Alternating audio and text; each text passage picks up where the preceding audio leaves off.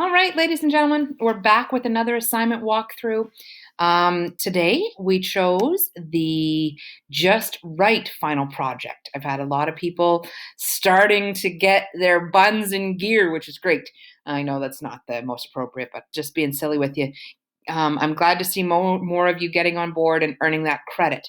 So, if you're looking just to write, just to say hi, let me know what's going on, this is the project for you. Just Right. And as you see, it says, while the school is closed, I'd like you to write for about 20 minutes per day. Not including the weekends. You don't have to do it on the weekends. But for at least 10 days, I want you to type on a Google Pages document or a Google Doc or just write in a notebook and write on scrap paper and take pictures, whatever you can to document what you've been doing and thinking for the last few days. It says make sure to date each entry. And it's okay to start now. You didn't have to do this when we first began. That was the idea. But even if you start today, what are we on? April 27th, I think, is the day I'm filming this.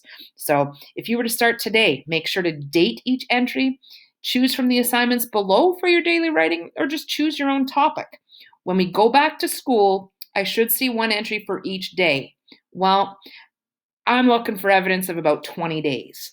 20 minutes each day, and pardon me, I said 10 days, 20 minutes each day. You're going to be handing in about 2 to 3 pages of writing tops. All right. Most of you will be about 2 pages because 20 minutes each day is going to be about half a page.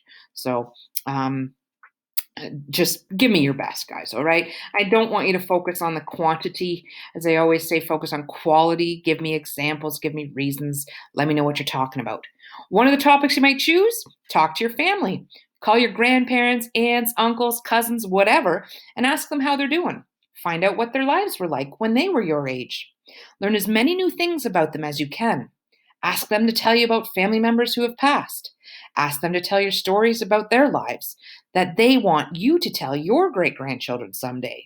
You might even record the conversations. If you'd rather send me a video or an audio recording, that would be fine too. Maybe you'd like to do all of your journaling that way. Write down or record the details that you learn. If you're feeling inspired, turn it into a slideshow, video, or podcast. Just have fun with it. Again, this is a springboard starting point for you. You could also just keep a diary or a journal. You're living through a moment in history that people will look back on one day. You may be telling your own children what you experienced during the coronavirus pandemic of 2020. Your words will be a first-hand historical account. That means you're a primary source. Someday someone might be citing you in their papers. So you're a primary source of these events that will be of great value in the future. You might describe what you do with your time, how you're feeling, what you're thinking, maybe what you're observing in the world around you. And again, maybe you want to include videos, images, excerpts from news sources. Maybe you're playing a video game and you want to keep a diary of that and your best scores. Something, just interact in some way. Or maybe you want to do some research and investigate a claim, as this option suggests. As the coronavirus has spread across the world, so too has misinformation. So, false facts or things that may not be entirely true. In fact, according to a Times article, there is so much inaccurate information about the virus, the World Health Organization says it is confronting an infodemic. And if you click there, you'll see more. But basically, that's a pandemic of false information. Choose some coronavirus related claims you find on social media or perhaps rumors you've heard from others. Use the techniques suggested in the Infodemic blog to investigate. What did you discover? How well did it work to help to apply the suggested process to this particular claim? So maybe you've heard that wearing a face covering will prevent spreading coronavirus. Find the facts out about that. What kind of face mask? What material is best?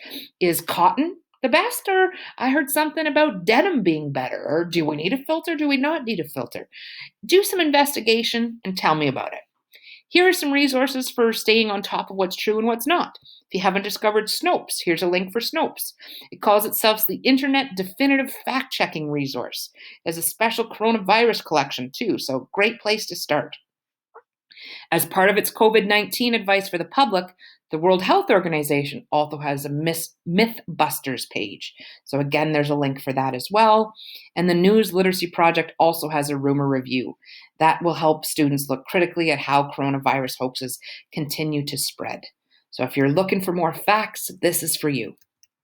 If you want to go even deeper, this global pandemic is impacting everything from the world economy to our social rituals. And again, we've included some links here to find even more information for you.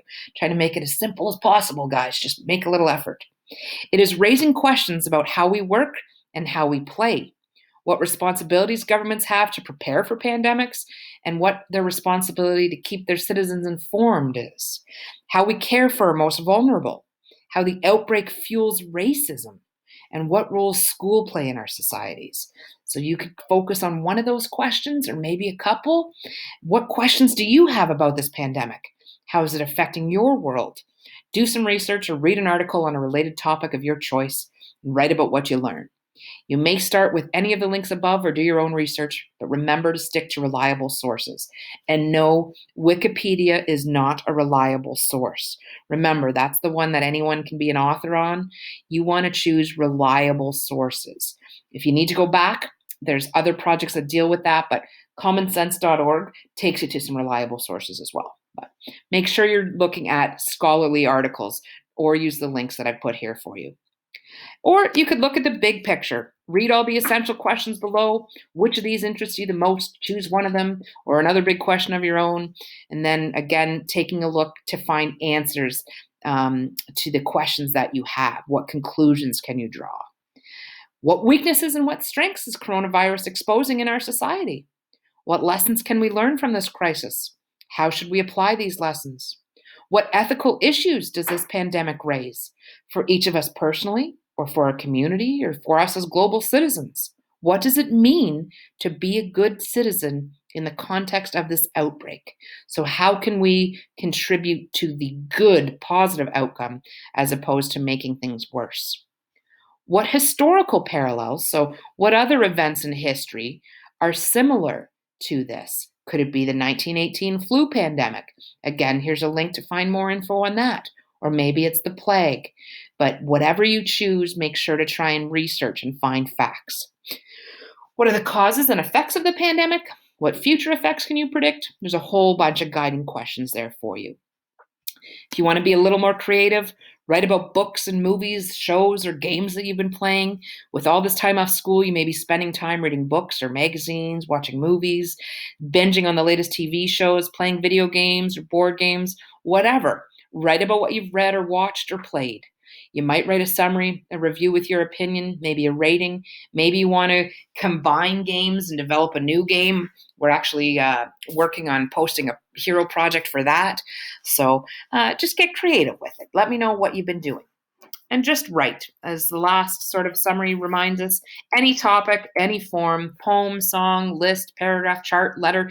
Just get your mind working and get those words on paper or onto a document in some way.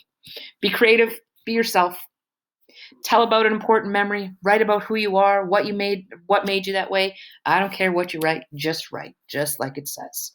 And again, if you're looking for even more resources, there's a whole bunch here to help you get to those reliable sources. And just like our Nike logo tells us to just do it, writing. Just do it. All right. So that is the project itself. When we get to the final product, this is where I'm just asking you to narrow in on your best responses. In order to earn credit, submit images of your actual responses here. So again, if you're talking to your family, maybe you're including a picture,